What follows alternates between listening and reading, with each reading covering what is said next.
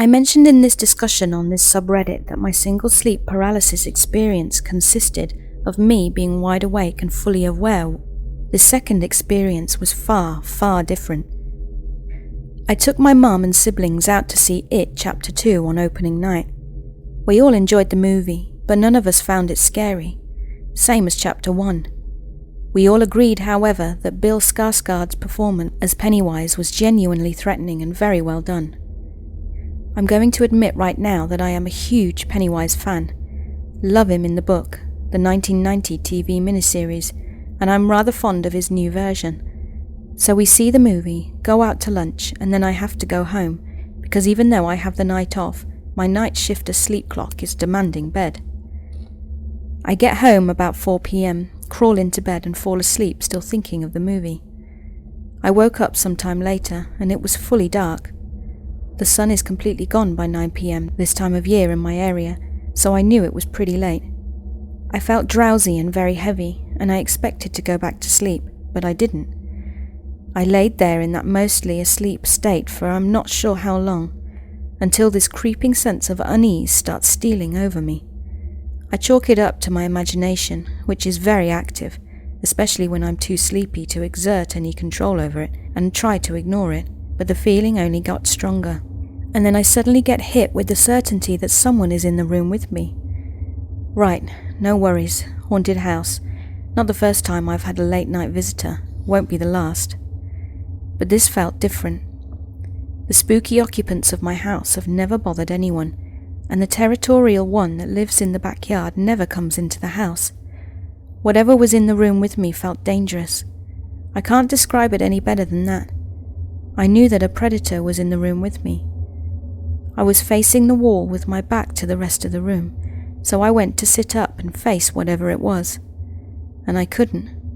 My body felt heavy, almost like I was weighted down, and then I realized how slowly I was breathing. The realization that I was dealing with sleep paralysis again didn't make the feeling of being in a room with something dangerous go away. It only got stronger. Even though I didn't feel truly threatened in any way, it just felt as though something that could be harmful was there, but wasn't actually intending to do anything yet. I laid there for a few minutes, my nerves jangling until I felt my muscles wake up. I took a deep breath, sat up, and looked towards where I felt the danger to be, just in time to see a vague, shadowy shape vanishing into the gloom that filled the room. I heard a faint giggle as it vanished, and the feeling of danger vanished with it. I blinked a few times, shrugged, laid back down and went back to sleep. I'm convinced that what I saw and heard was a fading hallucination brought on by the sleep paralysis and my own imagination. The strange thing is, even though I know full damn well that Pennywise is not real, at all in any way, shape or form, I had a certainty that night that he was in the room with me.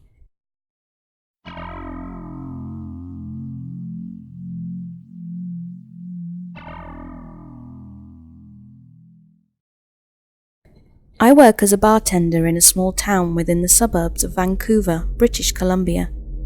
The location I'm currently at is a heritage building on the main street and is over 100 years old, originally opening up as a hotel, I believe, in the 1920s, or possibly earlier. Ever since I started working there about a year ago, I had always heard stories from my GM and other co-workers of a certain ghost that has been making itself present ever since they all started working there. We've had some weird nights where we're doing our cash up and something that shouldn't have fallen over decides to fall over and scares the hell out of us, especially very inconvenient things like small plates of sugar, salt, etc. However, tonight was something I've never experienced in my entire life, and I still don't quite know what to make of it. I was closing the bar up about 11:45, as we close at 12. The only people left at the bar are my GM, chef, a line cook and one of my friends waiting for me to finish. I have my whole close-up done already, as it was pretty quiet, so I take a step back out for a cigarette. Connected to the other side of the bar is a liquor store, and we used to often have to go from the back door of the bar, that when opened leads to stairs down out to the back street, and a door to the right, which is a back storage room that the bar and liquor store share for easy access if we run out of something on a busy night. There's only a select handful of people who have access to this room at will, and my GM was the only one this night who had the key. I'm finishing up my cigarette and I walk back up the stairs to head up into the back door of the bar. As I look up, I see a hand pulling the outside doorknob closed from the inside, and the door shuts. The light was on. I thought nothing of it. Probably my GM just grabbing something to show the chef. Until I realized that the liquor store closes at 11, and when I went inside, my GM was still sitting at the bar. I told him, "Hey man, I just saw someone go into the storage room. I thought it was you, but you're still sitting here." His face perked up weirdly, and he stood up real quick. We both walked to the back and over to the storage room. He pulls out his keys and in 2 seconds opens, runs in, and disarms the alarm. I walk back into the bar and he comes back a few minutes later, saying there was absolutely nothing. We often fuck around with each other and tried to scare one another, so he kept questioning if I was being sincere or not. But after a few minutes he realized I was not playing this time, and what I saw was legit. He brought up that I've officially met the bar ghost. First ever real paranormal experience, and goddamn what a thrill.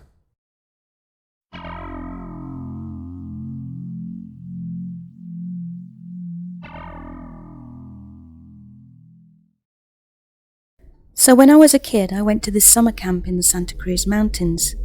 It was a pretty awesome camp. They had rock climbing, zip lines, mini bikes, archery, BB guns. It was pretty tight.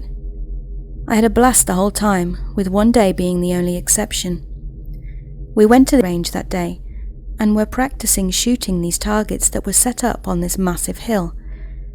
The trees became denser the further up you went, and you couldn't really make out the top.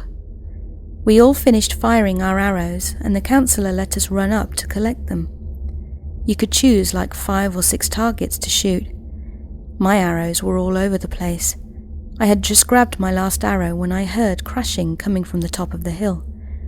Before I knew it, a massive boulder had smashed into the ground where I was standing moments before. The counselor noticed this and was shouting at me to come back down. I ran back to the rest of the group and turned around to see 4 more huge rocks smash into the ground, and for a split second I saw a figure wearing white running through the trees. The archery range was right next to the shooting range, so another counsellor came over to see what was going on and decided to run up the hill to investigate. He didn't come back for some time, so our counsellor called a couple of others to come and take us back to our cabins. Later on at dinner we found out that there was a hospital a couple of miles away, and apparently some mental ward patient had escaped. The counsellor that had run up the hill to investigate had found him. He was never the same again, and his face had turned completely white. The thing that never seemed to make sense to me was the size of these boulders. They were massive. It had to have taken a bodybuilder to have lifted them, let alone fling them down the hill. When they landed, they embedded themselves deep into the ground. It really freaked me out to think that there was some psycho running around in the woods. The figure I saw was an average size. He or she couldn't possibly have lifted these things. I haven't really told this story, and to be honest, I haven't really thought about it until now. But there it is.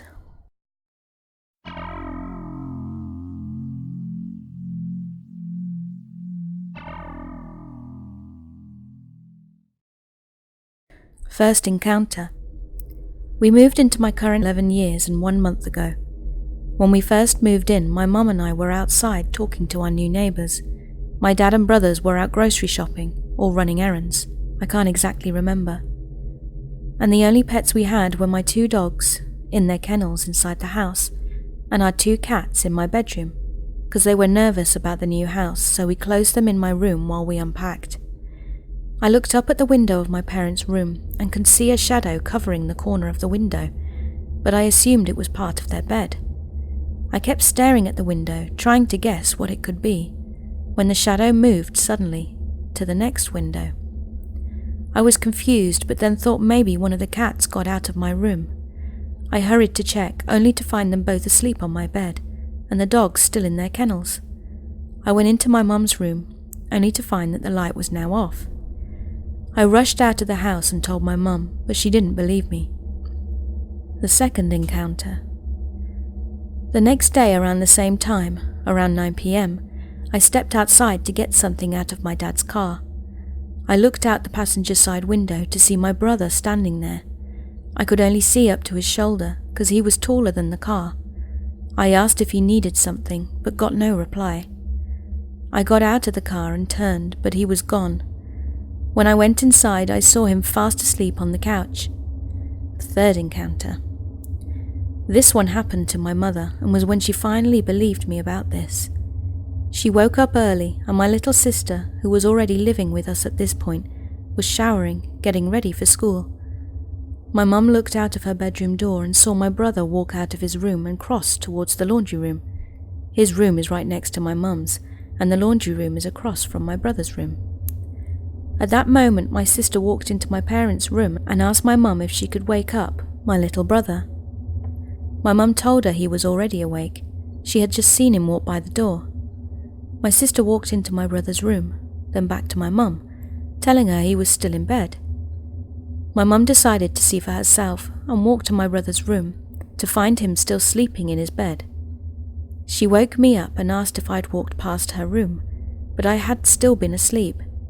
That's when she told me what happened and never doubted me again. Fourth encounter. This one isn't much of an encounter, but just something I learned to live with.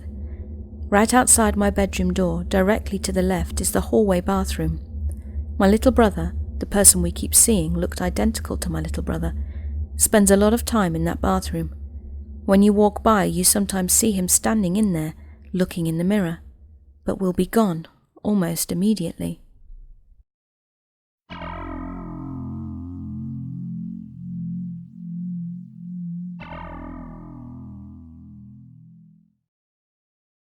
I've been through some weird shit, but this one happened a couple of weeks ago and I can't reason it away.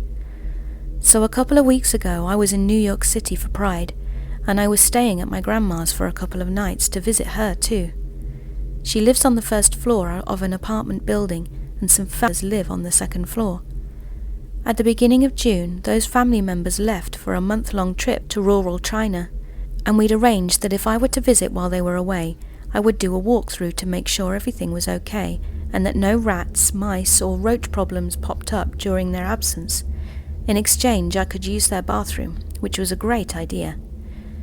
On the first day I went up, walked around and checked for any droppings.